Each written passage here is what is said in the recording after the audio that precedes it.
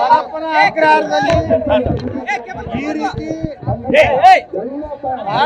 ಬಹಳಷ್ಟು ಪ್ರಕರಣಗಳು ಪರಪ್ಪನ ಅಗ್ರಹಾರದಲ್ಲಿ ಈ ಗುಂಡಾಗಳಿಗೆ, ದೇಶದ್ರೋಹಿಗಳಿಗೆ ಅಲ್ಲಿ ವ್ಯವಸ್ಥಿತವಾಗಿ ಅಲ್ಲಿನ ಏನು ಜೈಲಿನ ಅಧಿಕಾರಿಗಳಿದಾರಲ್ಲ ಅವ್ರಿಗೆಲ್ಲರಿಗೂ ಕಾಂಗ್ರೆಸ್ಸಿನ ಒಂದು ಒತ್ತಾಯದ ಮೇಲೆ ಇವತ್ತು ಜೈಲಿನಲ್ಲಿ ಈ ಎಲ್ಲ ರೀತಿಯ ಸೌಲಭ್ಯ ಸಿಗ್ತಾ ಇದೆ.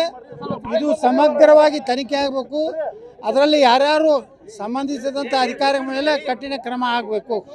ಇಲ್ಲಾಂದರೆ ಜೈಲು ಒಂದು ರೀತಿ ಒಂದು ವಿಶ್ರಾಂತ ಧಾಮ ಆದಂಗೆ ಆಗಿದೆ ಎಲ್ಲರಿಗೆ. ಯಾರಿಗೆ ದೇಶದ್ರೋಹಿಗಳಿಗೆ, ಆ್ಯಂಟಿ ನ್ಯಾಷನಲ್ ಆ್ಯಕ್ಟಿವಿಟೀಸ್ ಮಾಡೋದವ್ರಿಗೆ ಅದನ್ನು ಸರ್ಕಾರ ಗಂಭೀರವಾಗಿ ತಗೋಬೇಕು. ಇದನ್ನು ಕ್ರಮ ತಗೋಬೇಕು ಅಂತೇಳಿ ನಾನು ಒತ್ತಾಯ ಮಾಡ್ತೀನಿ. ಎಲ್ಲ ರೀ ಆ ಶಿವಮೊಗ್ಗದಾಗ ಪಾಪ ನಮ್ಮ ಒಬ್ಬ ಹಿಂದೂ ಕಾರ್ಯಕರ್ತರು ಹೊಡೆದಂಥವ್ರು ನಮ್ಮ ಸರ್ಕಾರ ಇದ್ದಾಗೂ ಸಹಿತ ಅಲ್ಲಿ ಅವರಿಗೆಲ್ಲ ಮೊಬೈಲ್ ವಿಡಿಯೋ ಇದು ಮಾಡ್ತಿದ್ರು.